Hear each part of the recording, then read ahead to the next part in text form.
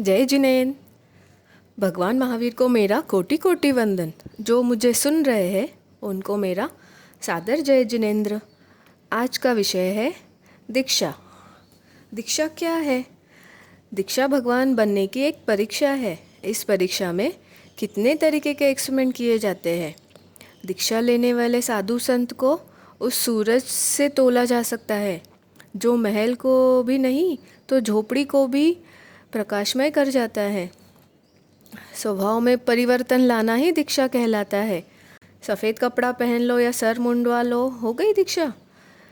नहीं, ऊपरी परिवर्तन से जीवन का परिवर्तन होता तो हर एक व्यक्ति मुक्ति मोक्ष को प्राप्त कर लेता। दीक्षा का अर्थ न केवल वेश परिवर्तन है, नहीं तो मन का परिवर्तन होकर भावों में शुद्धता आती है। केश के लोचन के साथ ही मन का मुनि का मुंडन होता है। इंद्रियों को वश में किया जाता है, 5 महाव्रत धारण किए जाते हैं और संसार के आकर्षणों को त्याग जी दिया जाता है। अपनी आत्मा में लीन होकर कर्मों की निर्जरा करना ही इनका एकमात्र उद्देश्य होता है।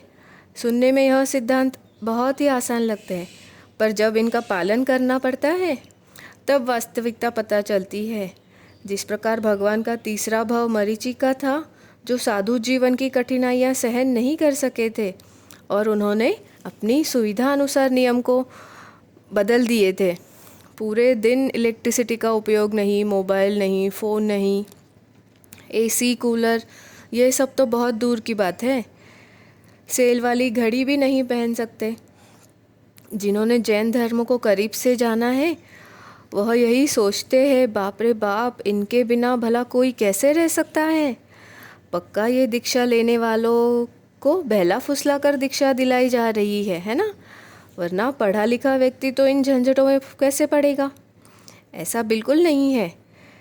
कई सीए डॉक्टर्स, एमबीए दीक्षा ले चुके हैं। तो क्या दीक्षा लेने वाले लोग गरीब होते हैं, भूखे होते हैं, उनके पास पैसे नहीं है इसलिए दीक्षा ले ली है उन्होंने? ऐसा भी नहीं है। करोड़ों अरबों के मालिक भी सब कुछ छोड़कर दीक्षा ले चुके हैं। तो यह दीक्षा लेने वाले लोग क्या अनाथ है, बेकार है, इनका कोई स्टेटस नहीं है इसलिए दीक्षा ले रहे हैं? ऐसा भी नहीं है।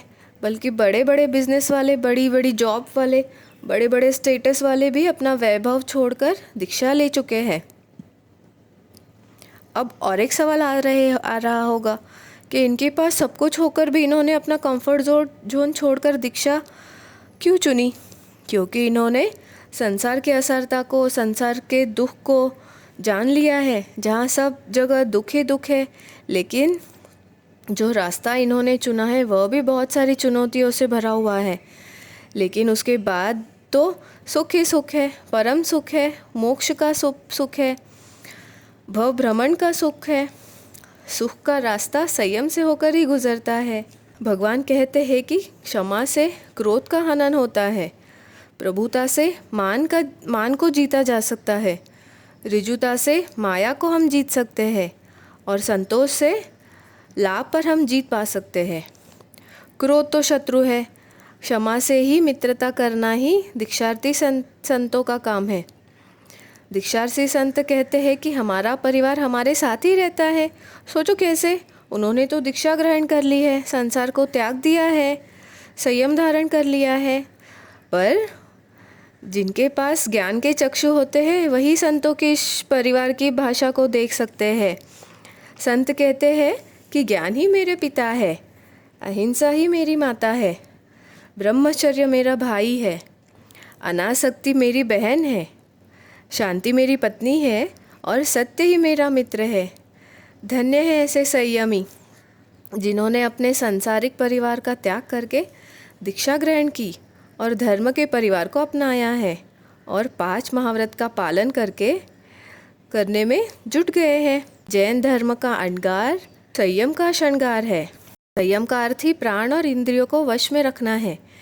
मनुष्य संयम धारण कर सकता है, इसीलिए समस्त जीवों में वह श्रेष्ठ माना गया है।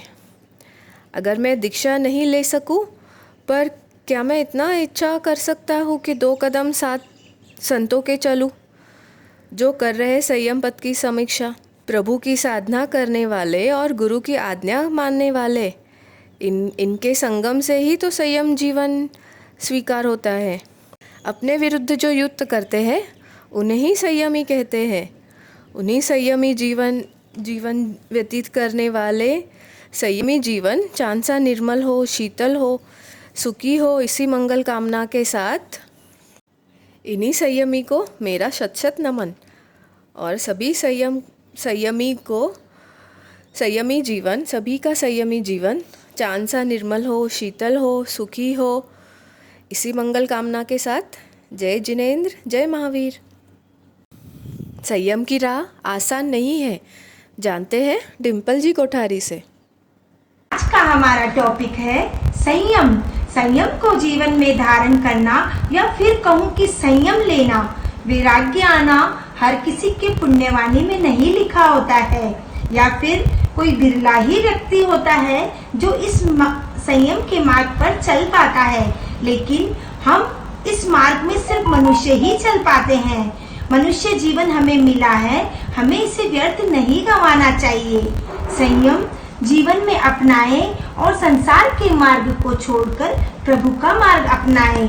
आपने आज तो बहुत पुण्यशाली होंगे, अपने आप को पुण्यशाली समझेंगे अगर आप संयम के मार्ग पर प्रशस्त होते हैं। आप बहुत भाग्यशाली होंगे और अपने जीवन में सभी पाप कर्मों को खपा सकेंगे और पंच महाव्रतधारी बनकर सभी को आगे बढ़ाएंगे। संयम से जीवन में आती है संयमता, जीवन का हर क्षण बन जाता जहाँ सरलता। संयम मार्ग पर हर कोई व्यक्ति नहीं चल पाता। वैराग्य आना या वैराग्य होना भी बहुत बड़ी बात होती है। किसी वैराग्य को देखकर हम कई बार ऐसा सोचते हैं कि कैसे ये है, परिवार मित्र अपने पूरे परिवार मित्र को छोड़कर किस तरह ये दीक्षा लेंगे, कैसे इनको वैराग आया होगा। तो मैं भी आप सबसे यही कहना चाहती हूँ कि संयम की राहों पर चलना, शिथिलाचार पथ से हटना, शांति सुधा रस पीना है, पाप योग का त्याग कर संभाव में रमण कर। यही संभाव की परिभाषा है, यही संयम की परिभाषा है। संयम पे आपके सामने एक स्तुवन गा रही हूँ मैं। जिया कब तक उलझेगा संसार विकल्पों में, जिया कब तक उलझेगा संसार विकल्पों में। कितने भव बीत चुके संकल्प विकल्पों में, जिया कब तक उलझेगा संसार विकल्पों में। कभी जन्म का दुख झेला, पीड़ित हुई यह काया, कभी जन्म का दुख झेला, कभी मरण का दुख पाया, कभी रोग बुढ़ापे में पीड़ित हुई यह काया। पहचान लक्ष्य अब तो क्यों खोया विकल्पों में, पहचान लक्ष्य अब तो क्यों खोया विकल्पों में। भटका चहु गतियों में भव भ्रमण अनंत किए, सुख पाने के खातिर क्या क्या नहीं पाप किए। पापों के फल मिलते आंसू और आहों में, जिया कब तक उलझेगा संसार विकल्पों में, जिया कब तक उलझेगा संसार विकल्पों में। जय जिनेंद्र।